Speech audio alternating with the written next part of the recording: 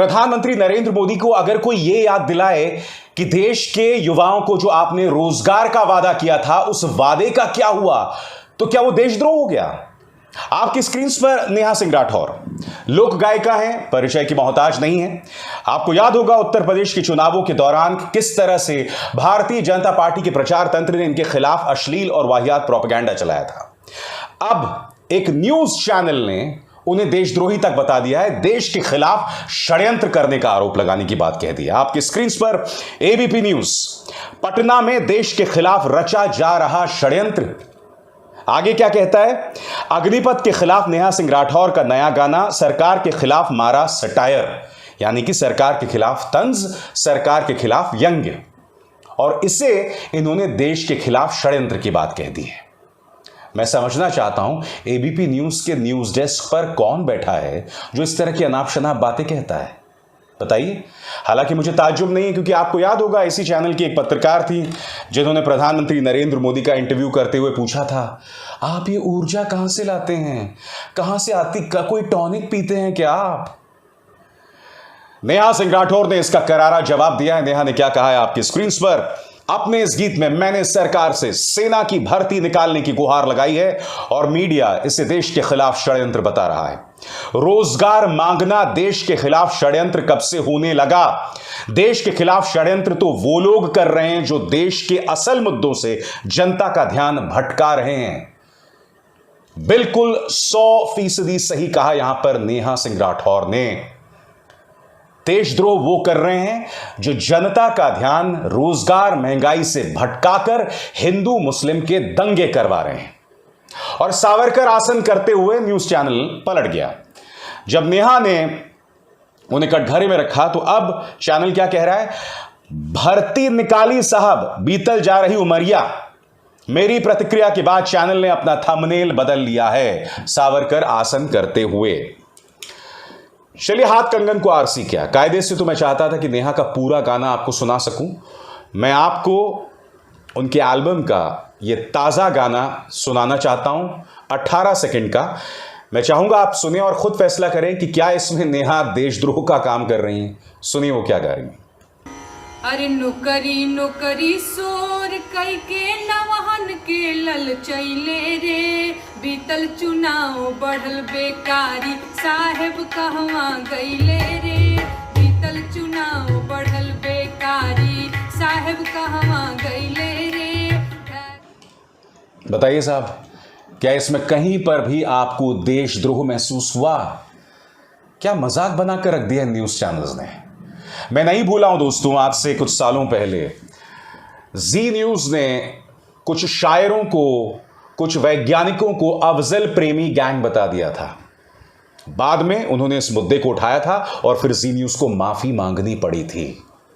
और फिर ये ना भूलें, ऑल्ट न्यूज के फैक्ट चेकर मोहम्मद जुबैर के खिलाफ कितना अश्लील और वाहियात प्रोपेगेंडा दैनिक जागरण ने चलाया। आपके स्क्रीन पर दोस्तों, जब वो गिरफ्तार हुए थे तब इन्होंने क्या कहा था? देश की छवि खराब करने में जुटे ऑल्ट न्यूज के सह संस्थापक जुबैर गिरफ्तार। देश की छवि खराब करने में जुटे।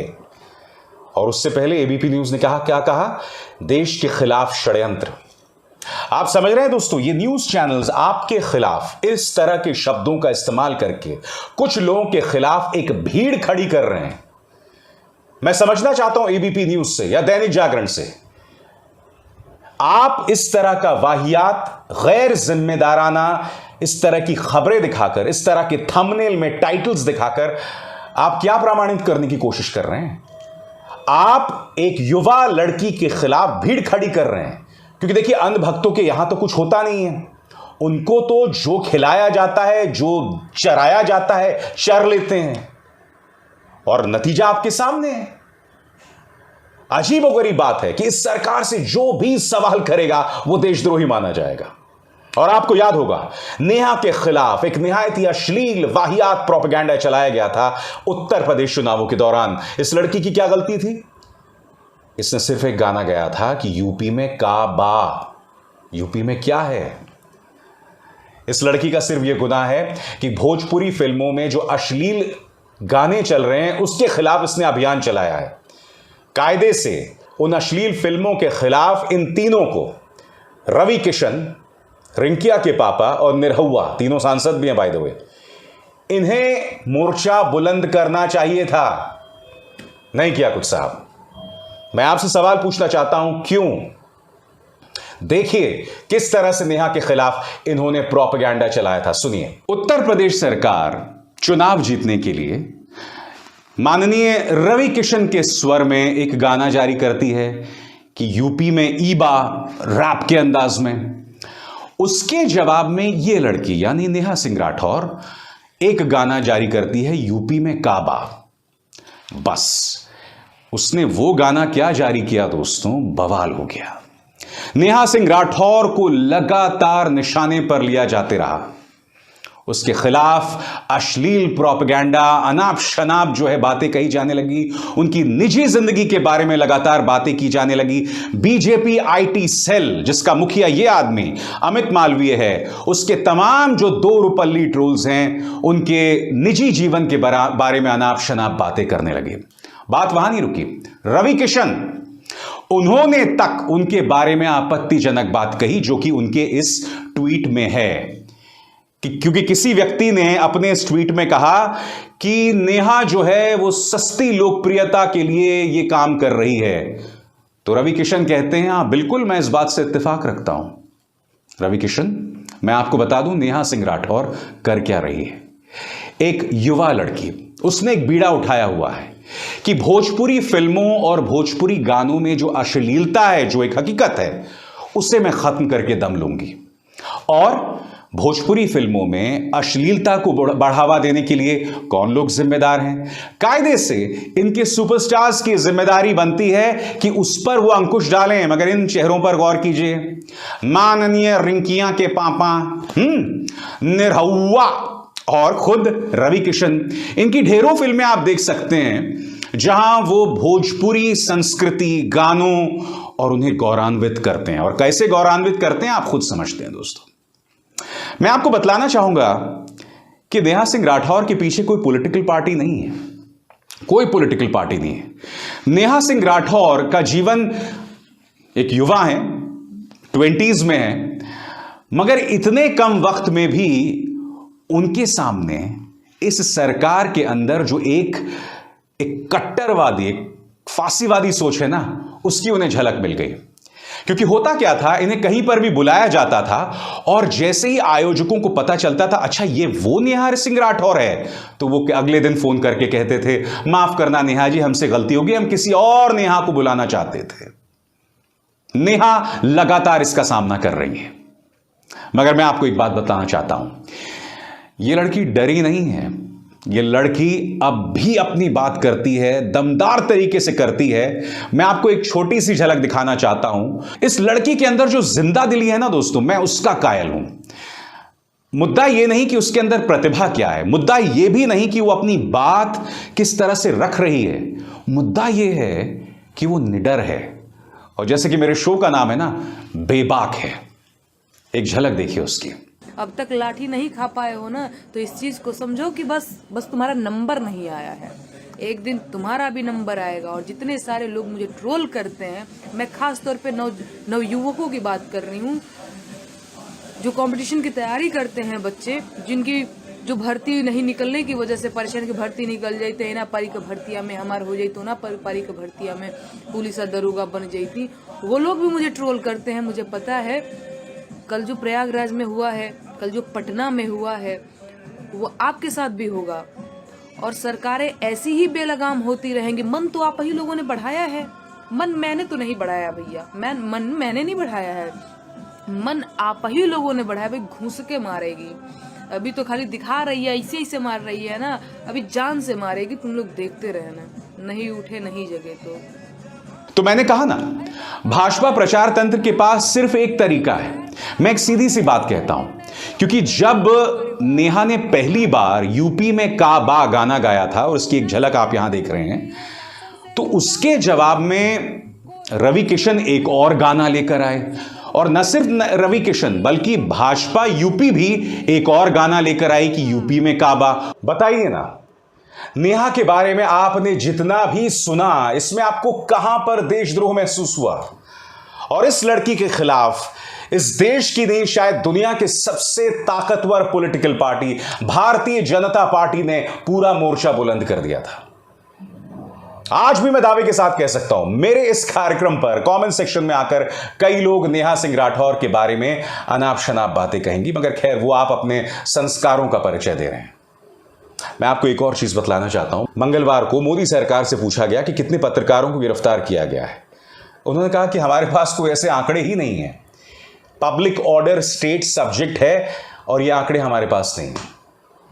जब उनसे यह भी पूछा गया कि 180 देशों की फहरिस्त में भारतीय प्रेस जो है, प्रेस की आजादी के मामले में 142वें नंबर पर है, तब उन्होंने कहा कि हम इस आंकड़े को ही नहीं मानते।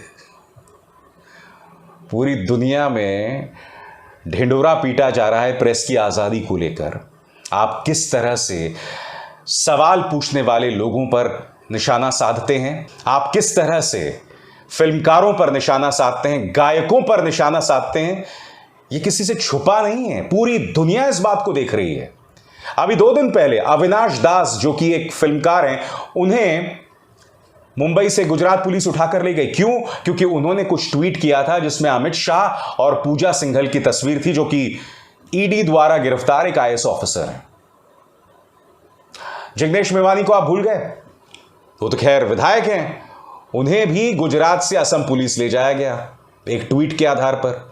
करीब 23 दिन बाद जेल में बिताकर जुबैर लौटे हैं, मगर उनके खिलाफ रिहाई के बाद भी कई मीडिया चैनल्स जो हैं अश्लील और वाहियात प्रोपेगेंडा चला रहे हैं।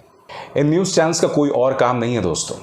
इन लोगों ने सुपारी ले रखी है विपक्ष के खिलाफ, इन लोगों ने सुपारी ले रखी है उन लोगों के खिलाफ जो सत्ता से सवाल पूछते हैं। याद है आपको जी न्यूज ने किस तरह से कुछ शायरों और कुछ वैज्ञानिकों के लिए एक शब्दावली का इस्तेमाल किया था, अफजल प्रेमी गैंग। बाद में जी न्यूज को उसके लिए माफी मांगनी पड़ी थी। मगर सबसे बड़ी बात, आप एक पूरी भीड़ खड़ी कर रहे हो लोगों के खिलाफ। इससे ज्यादा शर्मनाक बात कुछ नहीं हो सकती। और मैं आज भारतीय जनता पार्टी और उनके प्रचार तंत्र से एक सवाल पूछना चाहता हूं। इस देश का 99% मीडिया आपकी जेब में है, 99% पत्रकार आपकी जेब में है जो आपसे सवाल नहीं करता है, या तो आपसे डरता है या फिर आप ही के रंग में रंग गया है, आपके प्रवक्ता से कम नहीं है। ठीक है, अब आपसे सवाल करने वाले गिनती के आधा दर्जन लोग हैं, आप उंगलियों पर गिन सकते हैं उनको। अब वो आपके तमाम पालतू पत्रकारों पर इतने भारी हैं कि आपने अपने पूरे प्रचार तंत्र को उनके पीछे लगा दिया है। इतना डरते हैं आप सवालों से। एक छोटी सी मिसाल मैं आपको देता हूं। पुलवामा के दौरान जब हमारे 40 जवान शहीद हुए थे, तब मैंने कुछ सवाल पूछे थे कि यह हमला क्यों हुआ, आखिर क्यों हुआ यह हमला। इसे टाला जा सकता था क्योंकि इस हमले से पहले 1 नहीं 2 नहीं 3 बार चेतावनियां आई थी दोस्तों। कई दिनों बाद फ्रंटलाइन की भी एक रिपोर्ट आई जिसमें कहा गया कि इस हमले से पहले 1 नहीं 11 चेतावनियां आई थी, और अगर उन चेतावनियों पर काम किया गया होता तो पुलवामा नहीं होता। बाद में हमारे जवान शहीद होते हैं और फिर उनकी शहादत पर खुद प्रधानमंत्री नरेंद्र मोदी वोट मांगते हैं। जब मैंने इंटेलिजेंस वार्निंग्स पर सवाल किया था, तब भाजपा के प्रचार तंत्र में कुछ उनके जो गुर्गे हैं, उन्होंने मेरे नंबर को सार्वजनिक कर दिया पूरे देश में। 60 घंटे तक मेरा फोन बजता रहा। गाली गलौज, मेरे परिवार के सदस्यों को बलात्कार की धमकियां। मैं चुप बैठने वाले लोगों में से नहीं हूं। 4 लोगों को गिरफ्तार करवाया, एक 5वां ट्विटर पर है उसे नौकरी से निकलवाया। उन 4 में से 2 अभी भी अदालत के चक्कर काट रहे हैं। सरकारी मुलाजिम थे वो, उनकी शायद अब नौकरियां भी नहीं रही। देखिए, अगर आपको मुझ पर हमला करना है, तर्कों पर कीजिए, तथ्यों पर कीजिए और मेरी पत्रकारिता की बात कीजिए। अगर आप लक्ष्मण रेखा पार करके मेरे परिवार पर हमला करेंगे, धमकाएंगे, कानून के कायदों को पार करने का प्रयास करेंगे, तो उसकी कीमत आपको चुकानी पड़ेगी, जैसे उन 5 लोगों ने चुकाई और आज भी चुका रहे हैं। तो कहने का अर्थ यह है दोस्तों कि संवाद बनाए रखिए। हम सब एक देश के ही नागरिक हैं, एक दूसरे में दुश्मनी मत पैदा कीजिए। अगर कोई और व्यक्ति प्रधानमंत्री नरेंद्र मोदी से सवाल करता है, उन्हें नौकरी के उनके वादे की याद दिलाता है, जैसा कि नेहा सिंह राठौर कर रही थी, तो उनमें से कोई भी देशद्रोही नहीं है। मैं समझ सकता हूं कि मीडिया आप में से कई लोगों को इस कदर ब्रेन वॉश कर गई है कि आपके सोचने समझने की क्षमता खत्म हो गई है। आपको यह समझाया जा चुका है कि किस तरह से हिंदू धर्म खतरे में है, हिंदू धर्म और हिंदू खतरे में है। बिल्कुल वैसे ही जैसा आज से कई साल पहले मुसलमानों को उनके मौलवी बेवकूफ बनाया करते थे ये कहकर कि इस्लाम खतरे में है। अब यही हाल आपका किया जा रहा है। मैं समझ सकता हूं और उस प्रोपेगेंडा में मीडिया साथ देता है, मगर कभी कभी आपको अपनी बुद्धि का इस्तेमाल करना चाहिए। सही क्या है, गलत क्या है, उसे आपको समझना चाहिए। आपके परिवार के लिए क्या बेहतर है, वो आपको समझना चाहिए। इस लोकतंत्र की खूबसूरती अगर आप इस सरकार से सवाल करें, लोकतंत्र तभी चलता है, लोकतंत्र तभी चलता है जब इसके प्रहरी नेहा सिंह राठौर और जुबैर जैसे लोग हों जो इस सरकार से सवाल करते हैं। क्या ये बात किसी से छुपी है कि ये सरकार किस तरह से सवाल करने वालों को टारगेट करती है, जैसे इस कार्यक्रम में मैंने आपको बताया?